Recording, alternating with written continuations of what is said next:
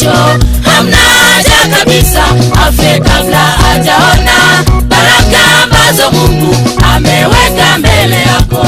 Ombea adui yako aishi siku nyingi ili unapobarikiwa. Normalement cette procédure ça va marcher. Oh Balthazar, vraiment nous croyons, vous et moi, nous avons le souci de la communauté. Et notre souci est que ça marche. Mais comme vous savez, ce n'est pas facile et ce n'est pas l'affaire d'une seule personne. Tout le monde doit contribuer de façon que, même pas tout le monde, mais la majorité doit contribuer de façon que les choses évoluent. Et notre souci est que nous savons que ça ne serait pas 100%. Ça serait vraiment pas intelligent de penser que ça serait 100% parce que le vide était pendant bien des années que nous sommes ici. On n'a jamais vécu ce genre de choses. Mais nous croyons que c'est comme un enfant qui veut marcher. Le premier pas, il faut acclamer ça, comme tout papa. Donc quand l'enfant fait le premier pas pour marcher comme ça, tout le monde dans la famille acclame. Et quand l'enfant tombe, et tout le monde est là pour soutenir l'enfant, c'est un peu ça l'image de ce que nous avons. Nous savons que ça ne serait pas parfaitement, mais c'est le premier pas. Et le deuxième pas, le troisième pas, nous serons déjà une autre communauté qui sera très grande. Parce qu'il y aura, je crois, il y a une inquiétude au côté il y a quel mécanisme, par exemple, qui va protéger le président élu au suffrage universel et le président le président malheureux, un candidat malheureux. Maintenant, quel mécanisme là ils vont travailler tant qu'adjoint, ils vont s'occuper de quoi, le titulaire, et qui va former le gouvernement et comment ils vont former le gouvernement. Je pense là-bas. Il y a l'Assemblée, il y a les comités de suivi. Exactement. Il y a... Nous serons là juste comme le comité de suivi pour, au cas où il y a une crise, on intervient. Au cas où il y a une crise, on intervient. Et nous avons promis que nous allons apporter notre soutien. Mais les représentants des provinces, et ils auront le pouvoir sur les élus. Parce que ça, et ils constituent comme le Parlement. Il y a 2 représentants, vous avez été dans des différentes réunions. Ces représentants doivent être forts pour garder les 2 personnes sur la ligne de la Constitution. Et ça sera leur part. Et c'est ainsi, on aura aussi une réunion avec eux pour leur parler du pouvoir qu'eux, ils ont, de façon à encadrer la chose. Mais, comme tout enfant qui commence à marcher, il y aura un peu d'histoire pareille, mais les représentants des provinces sont là, et nous aussi, nous serons là pour l'encadrement en cas de crise et de conseil. Vraiment. Parce que selon la population, ils ne sont pas contents de ça. Qu'est-ce que vous en dites?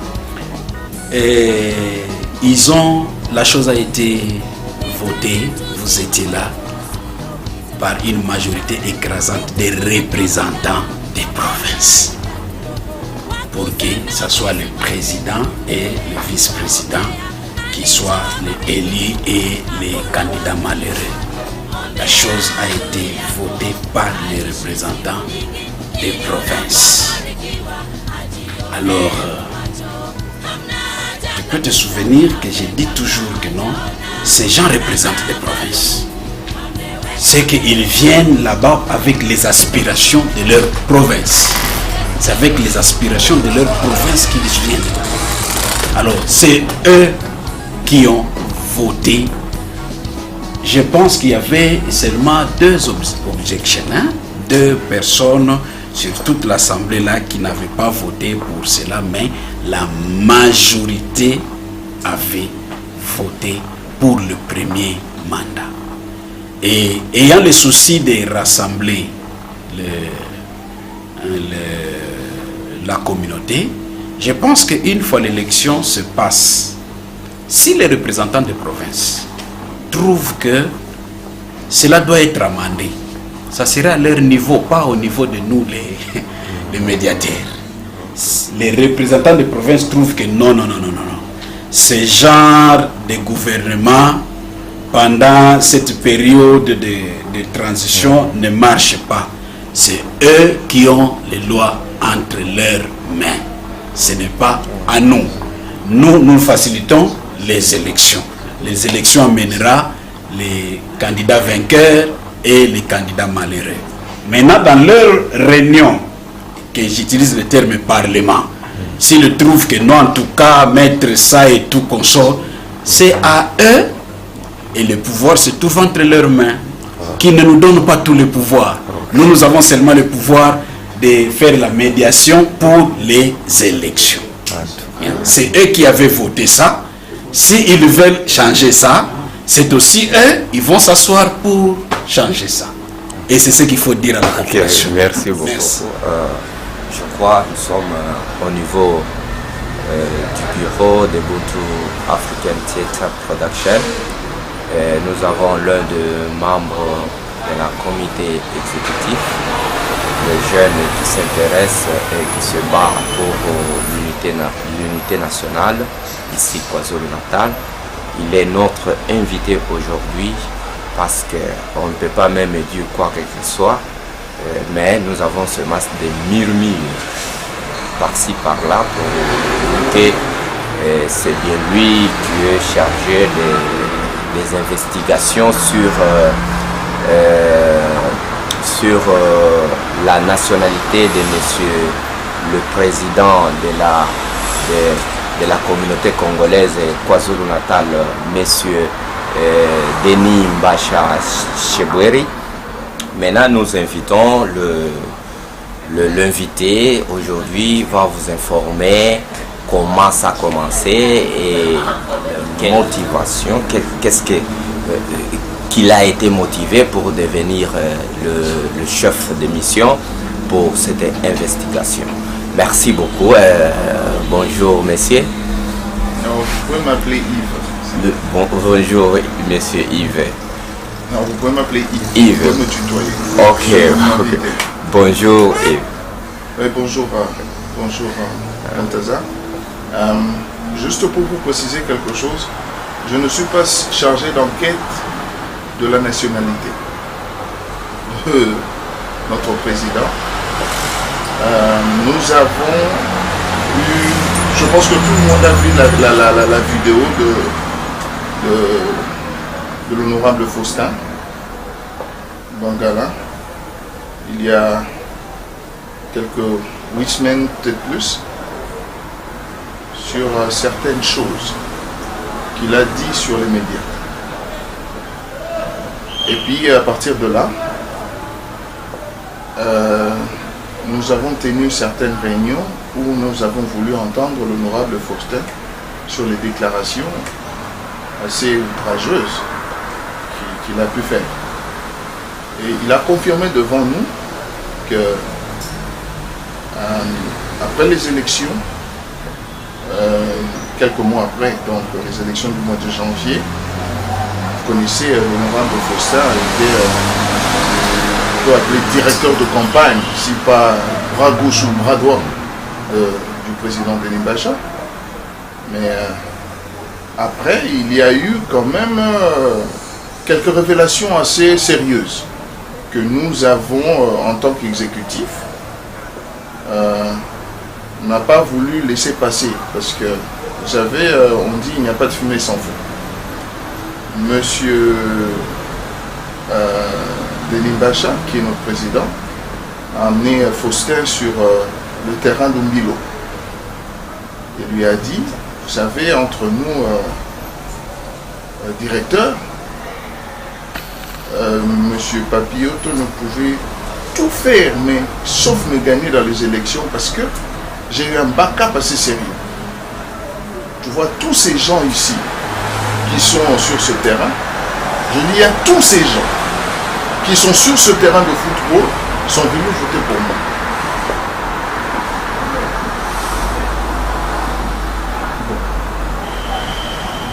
Ce sont des choses qui se sont dites de façon confidente. Nous avons demandé au président de confirmer et le président a confirmé, dit oui, effectivement, il lui a dit ça. Or, lorsqu'il était en train d'affirmer, nous avions le professeur Kaboulou qui était aussi présent, que je salue en passant, qui confirme au fait que lui était un ex-entraîneur de cette équipe. Ce terrain d'Umbilo est cosmopolitain. Nous avons des Rwandais qui sont là, nous avons des Burundais, nous avons des Tanzaniens, d'autres nationalités qui sont là. La vérité, c'est qu'il n'y a pas que des Congolais. C'est mix là-bas. Et bien sûr, nous avons... nous sommes dit, puisque l'honorable Faustin n'a pas eu froid aussi, qu'il y a des témoins qui peuvent confirmer, ouvrons une enquête. Et c'est là que nous avons ouvert une enquête sur d'abord la question de l'infiltration. Et puis notre communauté congolaise, comme vous le savez, depuis 8 mois, est en train de fonctionner avec ce qui peut avoir les moyens de bord. Mais il faut dire qu'en ce qui concerne par exemple les finances, il n'y a pas de transparence ni de clarification. Parce que les fonds sont gérés en dehors par exemple des normes constitutionnelles. Vous comprenez? Je vous épargne les détails, mais je suis en train de vous dire simplement que notre deuxième investigation a été faite sur une audit des finances pour voir si les choses sont en train, les transactions se passent selon ce que la Constitution avait prévu. Et puis, la troisième des choses, nous avons beaucoup de gens ici qui sont en KwaZulu-Natal qui murmurent sur la nationalité de M. Denis Mbacha. Je n'étais pas pendant les élections. Tout ce que je sais, c'est que je crois qu'il avait rempli les critères pour qu'il soit éligible comme le président de la communauté congolaise. Mais, il dit qu'en tant que devoir de citoyen, nous devrons éclairer l'opinion publique sur les zones d'ombre qui sont en train de couvrir. Personnellement, je ne peux pas affirmer que notre président Denis Mbacha est congolais, mais nous sommes en train d'investiguer. Je pense que la Ligue des pasteurs avait déjà fait son travail, mais je pense que c'est un homme aussi. Il se trouve des fois gêné de se retrouver dans des circonstances où on dit de lui que c'est un étranger, pourtant c'est un Congolais. Moi, je pense que nous devons essayer de lever cet équivoque-là avec toute la transparence du monde. Et d'ailleurs, j'invite toute personne congolaise qui aurait des informations sur la véritable nationalité de Denis Mbacha d'assister à la commission, parce que la commission va présenter son travail. Si le président Denis Mbacha est congolais, alors il sera blanchi. Et on doit laisser toutes ces polémiques-là de l'appeler burundais ou de l'appeler rwandais, alors qu'il est congolais. Mais si la source de sa nationalité est douteuse, eh ben, ce sont les investigations qui vont le démontrer. Et puis à partir de là, nous saurons en tant que communauté ce que nous devons faire. Mais personnellement, je tiens à dire à l'opinion que ce sont des affaires assez sérieuses. Vous comprenez? Ce sont des affaires assez sérieuses et je regrette beaucoup que dans le leadership, nous manquons certaines discrétions. Vous comprenez? Au cas où vous êtes ami à quelqu'un, vous pouvez tout lui livrer. Mais au cas où les choses ne marchent pas, les révélations peuvent se faire. Et je pense que, personnellement, il y a eu une discrétion sur certaines informations. Les élections se sont passées, tout le monde sait que le président Denis Mbacha aurait gagné à 73%.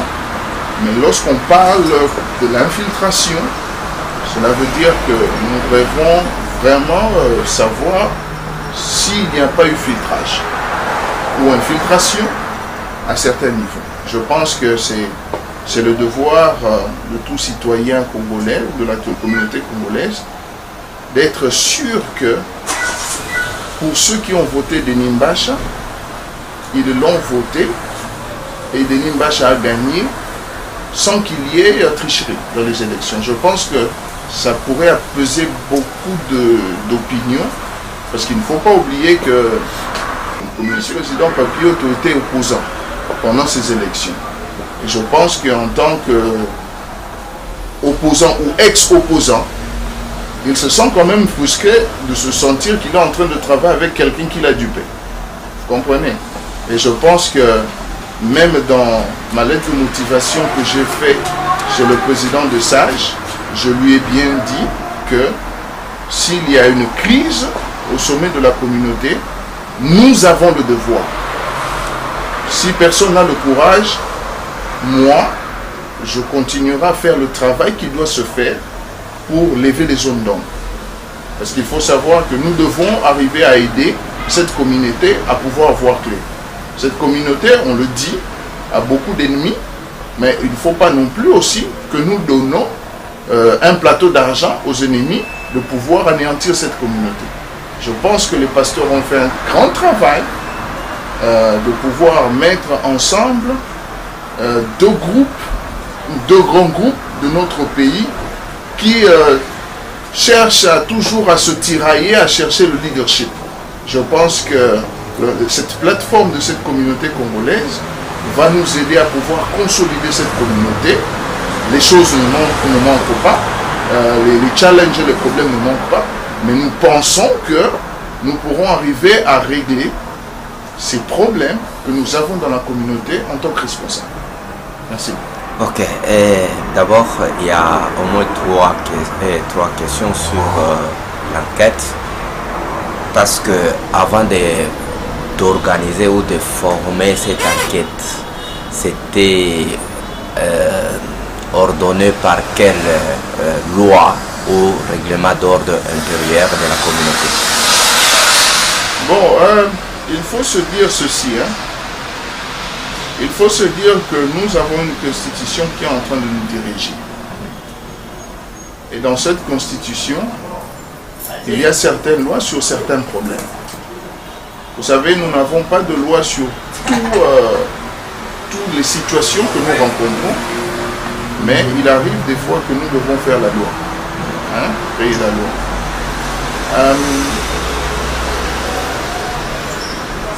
Il y a eu des allégations contre le président de la communauté. Nous devrions créer quelque chose qui nous permet de pouvoir tirer les enquêtes claires.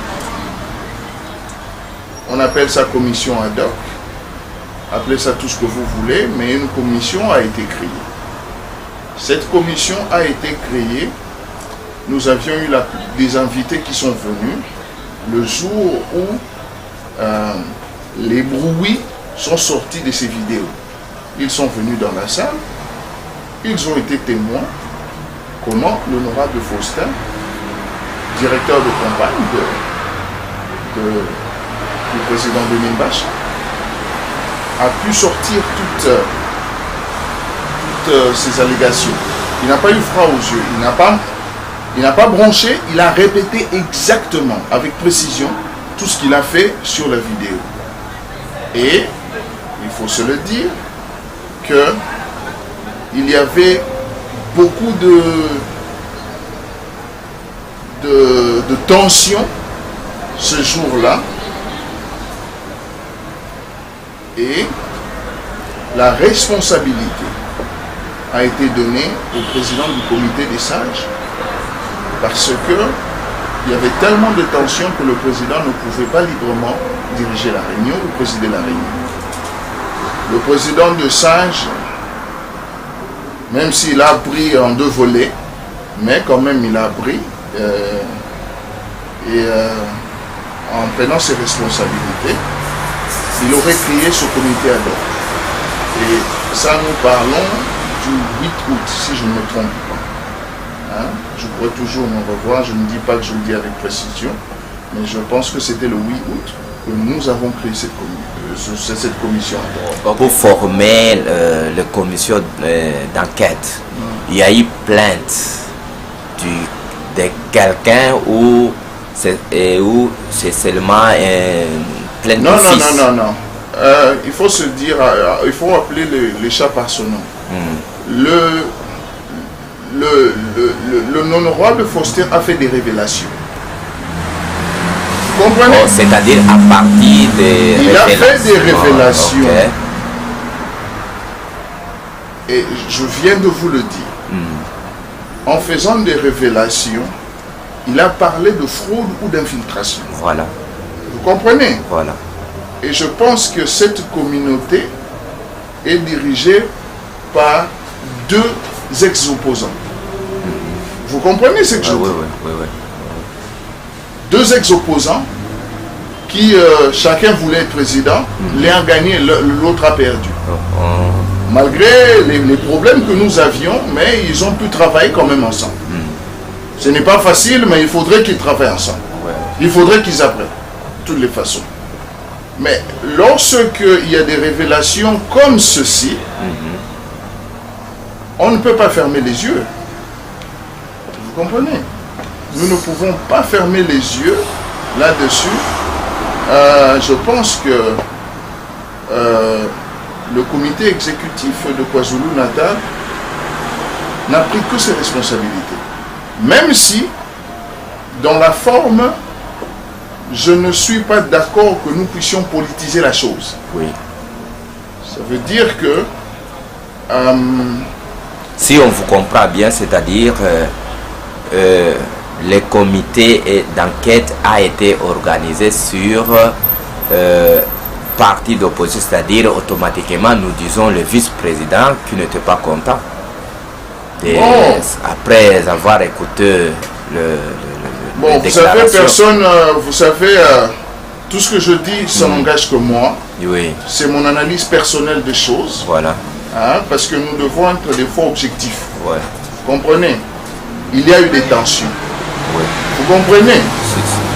La personne ne peut pas peut-être tout dire. Mais il faut se dire que le vice-président est responsable de l'administration. Vous comprenez?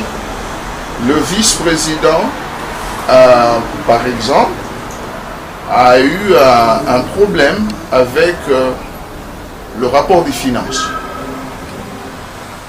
qui ne lui satisfaisait pas. Vous comprenez? Mais nous arrivons là aux finances, mais... Oui, j'arrive. Ce que je veux dire ici, c'est quoi? C'est que il faut savoir que nous avons une grande communauté. Nous qui faisons partie de cet exécutif, nous devons faire en sorte que cette communauté puisse marcher. Vous comprenez?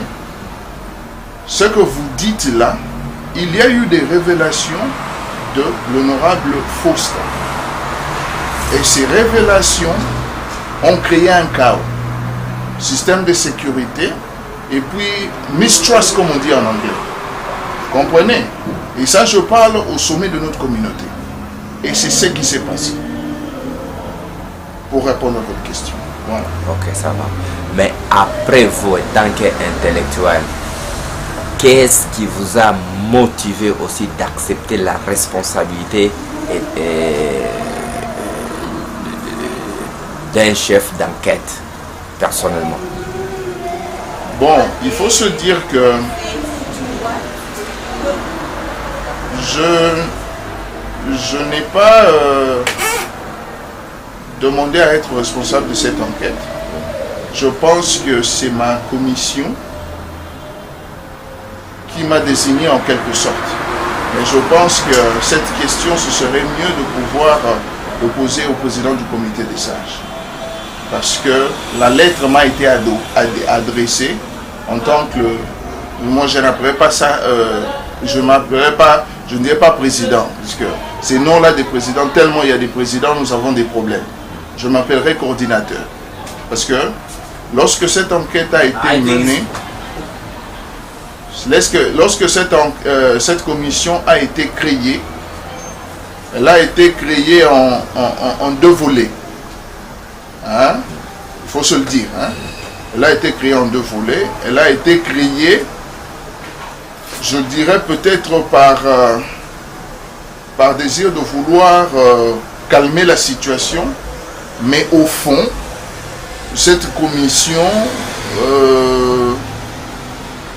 si nous n'avions pas pesé de notre poids, n'aurait pas existé.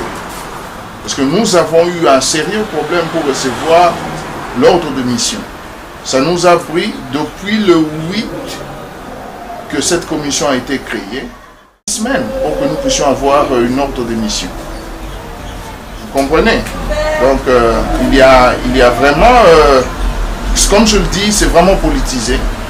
Et je pense que l'heure actuelle n'est pas à pouvoir politiser les choses. Je pense que notre communauté congolaise a le devoir d'être dirigée en toute transparence. Je pense que l'heure n'est pas à la politisation, mais l'heure est à la transparence. C'est tout ce que je peux dire. Qu'est-ce qui a bloqué la lettre? Qu'est-ce qui a bloqué la lettre d'être sortie rapidement au comité exécutif, soit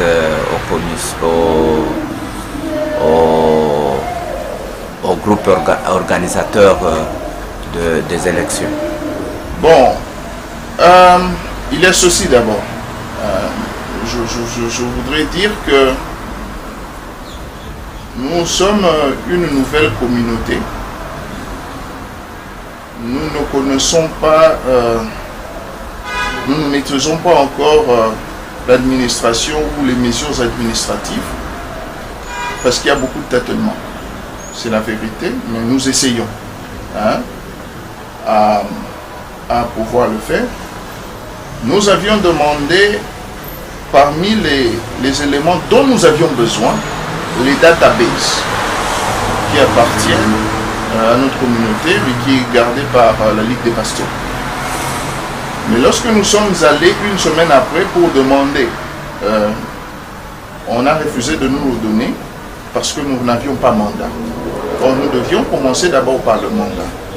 Nous sommes retournés pour dire, c'est vrai, vous nous dites que vous avez le mandat et la mission, mais il n'y a rien qui est écrit sur papier. Il y a eu des suggestions ou des oppositions en ce qui concerne ce mandat, parce qu'il faudrait qu'une plainte puisse être rédigée et écrite pour être reçue par la Ligue des pasteurs, par exemple. Procédure administrative que, sincèrement, moi je trouve que elle est en train de... Elle ne permet pas à la commission de faire son travail. Si on n'a pas besoin que nous puissions faire notre travail, on n'a pas besoin de ces investigations. Parce que ces investigations dérangent plusieurs personnes. Vous comprenez? Mais qu'on nous dise que nous devons alors nous plaindre chez les pasteurs, c'est les pasteurs qui vont diriger ces commissions d'enquête. L'un des pasteurs a parlé de ça, de lui-même créer cette commission ad hoc et de pouvoir le faire constitutionnellement parlant. Je ne l'ai pas vu. Ok? Et je pense que ce n'est pas la Ligue qui dirige la communauté congolaise, mais c'est le comité exécutif qui devrait nous faire la lettre, ok, pour nous donner le mandat. On sait que nous puissions collecter les éléments nécessaires dont nous avons besoin pour faire le travail. Cette commission est composée de la plupart du groupe des sages. Il y a moi-même, il y a l'honorable Saloumou, l'honorable Alexis, il y a Papa José, et puis nous avons le journaliste Ahmed, nous avons le commissaire Daki, le commissaire Lolo, le commissaire Merlin. Voilà. C'est ça la composition de cette commission ad hoc. Cette commission ad hoc est une commission volontaire. Ça veut dire qu'on n'a pas imposé les gens, mais nous avions voulu que pour qu'il y ait une certaine transparence, qu'il y ait les sages ou les membres de notre conseil des sages, avec certaines personnes qui sont neutres et qui ne font pas partie de cette comité exécutif, pour qu'on ne puisse pas dire que l'enquête a subi certains penchants. Voilà. Et c'est l'enquête ici pour l'investigation, pour connaître l'identité de M. Mbacha, parce que Mbacha c'est un individu citoyen comme les autres. Et l'enquête doit continuer à tout Congolais, ou ça va se limiter seulement à M. Mbacha? Non, je veux vous dire en tant que coordinateur, j'ai posé le problème le jour où nous avions choisi les différentes subdivisions des enquêtes. J'ai dit ceci. Maintenant que nous enquêtons sur l'infiltration, parce que il faudrait quand même qu'il y ait mobile. S'il y a des Rwandais et des Burundais qui sont venus voter, ils ne sont pas venus voter pour Papioto. Vous comprenez? Parce que Papioto est un Quinois, il n'a pas de lien que nous connaissons. Moi personnellement, je peux me tromper, ça c'est une logique, hein? Je peux me tromper. Mais nous savons bien que les provinces de l'Est, déjà en développant cette familiarité, les gens parlent une seule langue. C'est quoi? Parce que lorsqu'on se retrouve dans la communauté Swahili, c'est le Swahili. Et le Swahili, ce n'est pas un pays. Le Swahili, c'est tous ces pays de l'Est que nous connaissons. Vous comprenez? Il doit y avoir affinité. Vous comprenez? Ça, c'est dans l'ordre des enquêtes. Parce que pour qu'il y ait enquête, il faut qu'il y ait motif. Vous comprenez? Sinon, nous n'allions pas parler de ce problème de nationalité. Ou même nationalité ou pas, le problème c'est les affinités. On ne peut venir voter que chez un frère avec qui on parle la même langue. Vous comprenez? Ça veut dire aujourd'hui, si par exemple c'était le vice-président qui était accusé d'infiltration, on aurait pris tous les Congolais par exemple de Brazzaville qui parlent lingala, qui auraient voté pour lui. Je pense que c'est simple, en disant simplement, c'est une logique dans la démarche. Vous comprenez? Ok, de cette enquête, moi je vois que ça montre que le pasteur n'est pas crédible, parce que ceux eux qui ont organisé les élections, s'il y a eu des fraudes, c'est-à-dire c'est les pasteurs qui vont avoir beaucoup de problèmes à la communauté congolaise, particulièrement la lutte de pasteurs, et à la tête il y a le révérend apôtre Benjamin Lukola.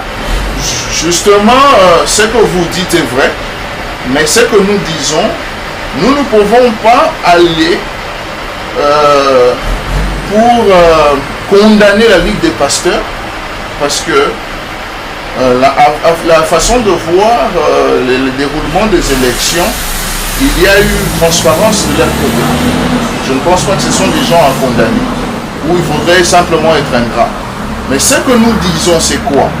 C'est que quand on parle de l'infiltration, l'infiltration commence quelque part. Mais l'infiltration ne commence pas le jour du vote. C'est ça le problème. L'infiltration commence avec les papiers que les gens ont déjà. Vous comprenez? Nous connaissons qu'il y a ici, par exemple, des gens qui ne sont pas congolais, mais qui possèdent des papiers congolais. C'est ça le problème que nous avons. Parce que si nous condamnons les pasteurs, c'est comme si le pasteur peut contrôler tout ça. Les pasteurs n'ont pas le contrôle de ça. C'est notre responsabilité à nous. Nous sommes en train de créer une communauté. Nous devons créer une communauté avec toute la sécurité possible. Ok, après, étant que coordinateur des enquêtes, vous avez quel mécanisme pour arriver à la fin de votre enquête? Bon, déjà là, ça fait 2 semaines que nous avons reçu la lettre. 2 semaines simplement que nous avons reçu la lettre. Mais notre travail avait déjà commencé. Le plus grand travail réside au niveau des databases. Parce que nous avions à peu près 1140 candidats. Tous doivent passer au microscope. Vous comprenez? Je pense que le grand travail réside là. Le grand travail réside là. Parce que vous venez de dire que les gens possèdent les documents congolais qui ne sont pas les Congolais. Maintenant, les databases vont seulement confirmer que ce sont des Congolais. Bon, justement, c'est ça que nous disons. Ça veut dire quoi? Ça veut dire que nous devrions arriver à un moment donné où nous devons accepter notre naïveté ou notre faiblesse à ne pas garantir des élections assez transparentes. Est-ce que vous me comprenez? Ça veut dire que nous ne pouvons pas contrôler les gens qui ont des papiers des Congolais alors qu'ils sont des étrangers. Mais nous pouvons garantir que tous qui viennent voter sont des Congolais. Est-ce que vous comprenez ça? Nous pouvons garantir que tous ceux qui viennent voter soient Congolais, authentiques. Parce que ce n'est pas l'homme à faire ce qui donne aux gens la nationalité. Parce que ce qui se fait ici, c'est quoi? C'est que si nous acceptons cela sans mettre de garde-fous, cela veut dire que quoi?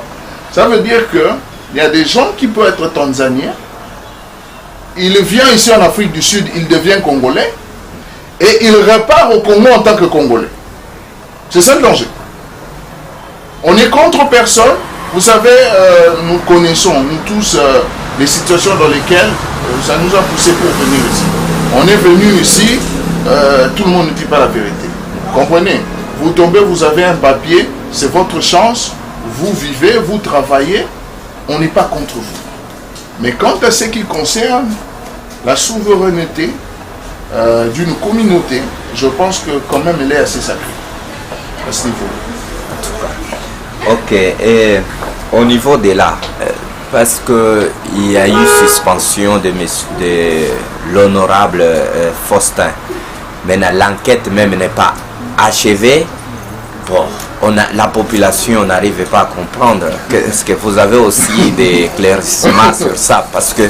Bon, il faut se dire que le problème qui concerne l'honorable Faustin a été un problème que moi, sincèrement, en tant qu'honorable aussi,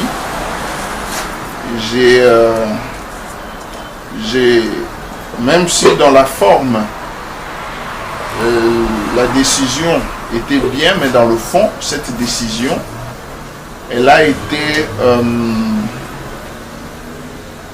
disons, politisée, très influencée, je le dirais, même si les raisons sont bonnes.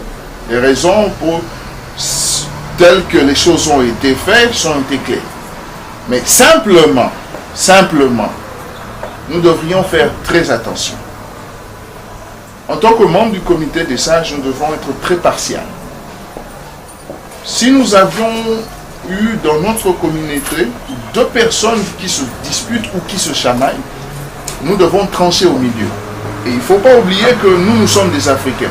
Nous ne tranchons pas comme les Blancs. Comprenez? Nous ne tranchons pas comme les Blancs en disant que, bon, voilà, toi tu as tort, reste là. Toi tu as raison, on te recommence, toi tu fais la prison pour le payer. Non. Je pense que, en ce qui concerne nous les Africains, notre justice a toujours été très consensuelle. Parce qu'il faut se dire, les attaques n'ont pas tout simplement été du côté de l'honorable Faustin. Comprenez? Il y a eu des intimidations de part et d'autre. Mais lorsque pour sanctionner, on ne considère que un côté et pas l'autre, je pense qu'on a un problème. Merci beaucoup. Et encore, vous n'arrivez pas à nous parler des enquêtes. Il y a les enquêtes là des nationalités, des fraudes. Et puis, il y a encore d'autres murmures que les gens est en train de murmurer maintenant que l'organisation n'est pas enregistrée parce que entre les deux leaders, l'un n'a pas les documents. Il a présenté Cécile Papillot a présenté les affidavida. Il n'a pas les documents.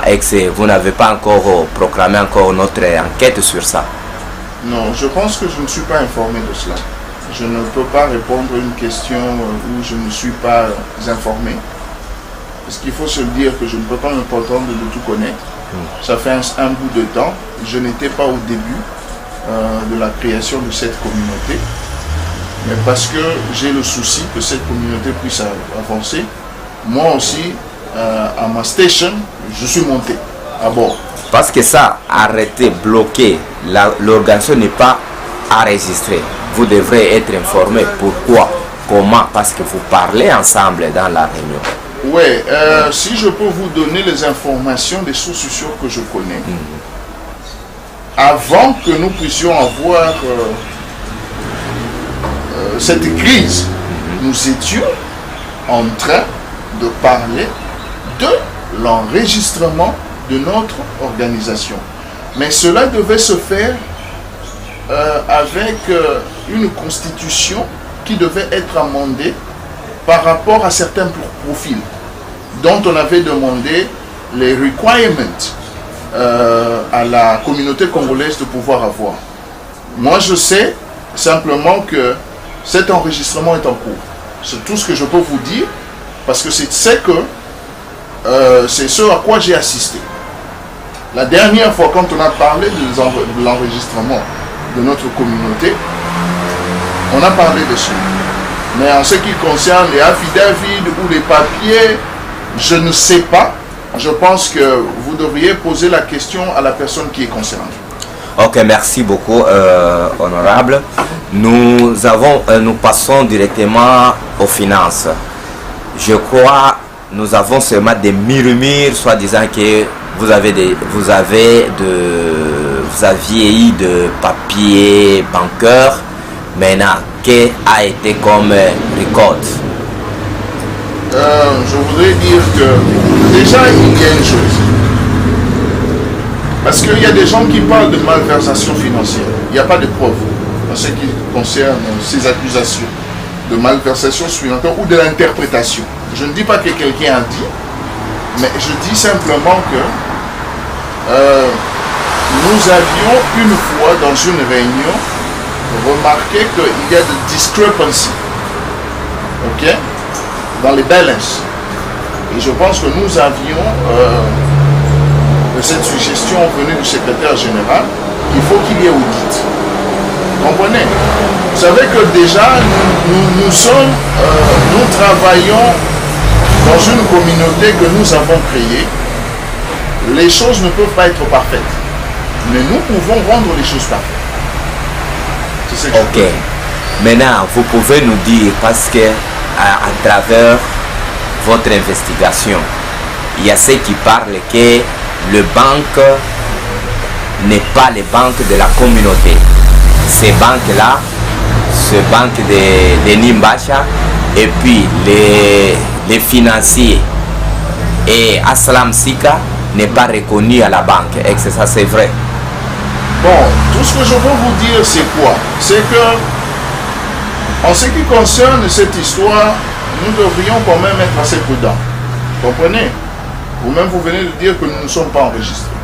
Ça veut dire qu'on ne peut pas ouvrir un compte bancaire en tant que communauté congolaise, parce que nous n'avons pas les papiers que nous avons.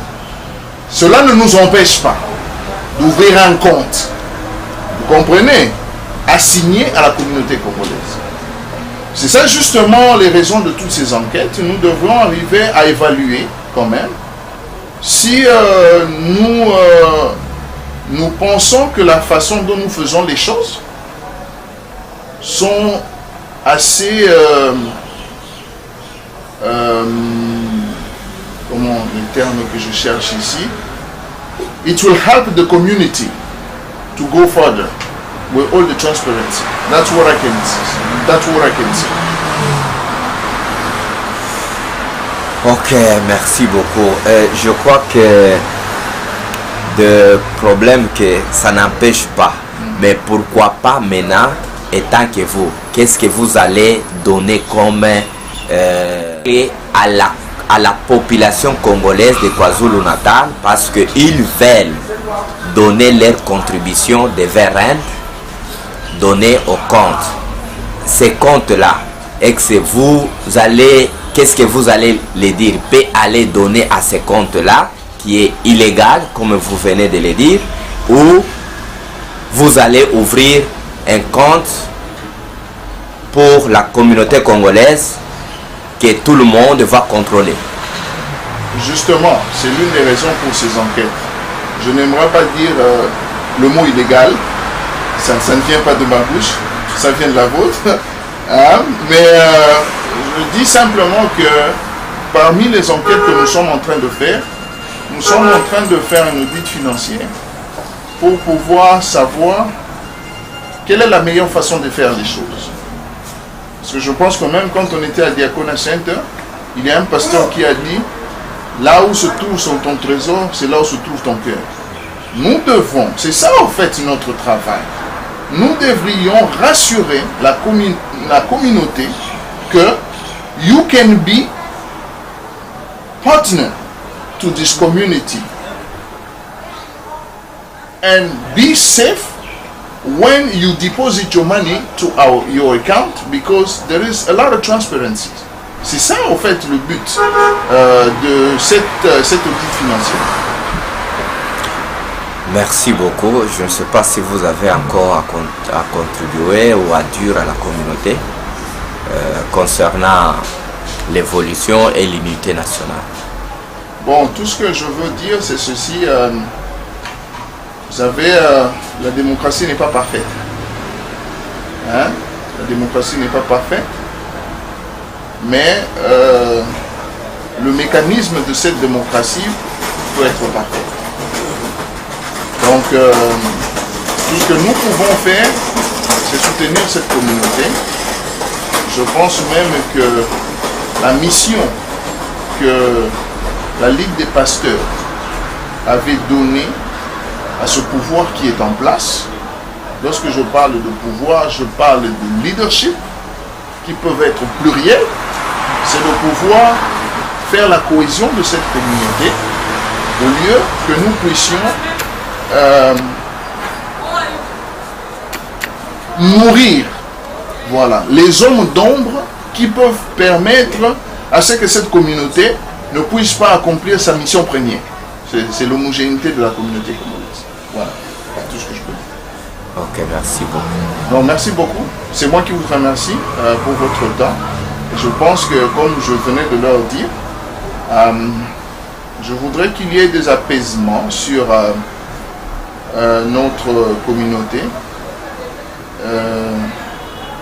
ou notre comité exécutif en ce qui concerne la façon dont nous allons gérer les choses.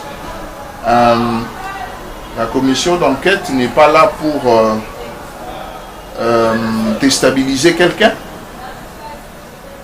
Je pense que cette commission est simplement pour clarifier les choses. En ce qui concerne le reste des choses, au moment voulu, nous allons vous informer des résultats de cette commission. Merci beaucoup. Merci. Ameweka mbele yako, ombea adui yako aishi siku nyingi, ili unapobarikiwa ajione kwa macho. Hamna haja kabisa afe kabla ajaona baraka ambazo Mungu ameweka mbele yako. Ombea adui yako aishi siku nyingi, ili unapobarikiwa ajione kwa hamna haja kabisa afe kabla hajaona baraka ambazo Mungu ameweka mbele yako.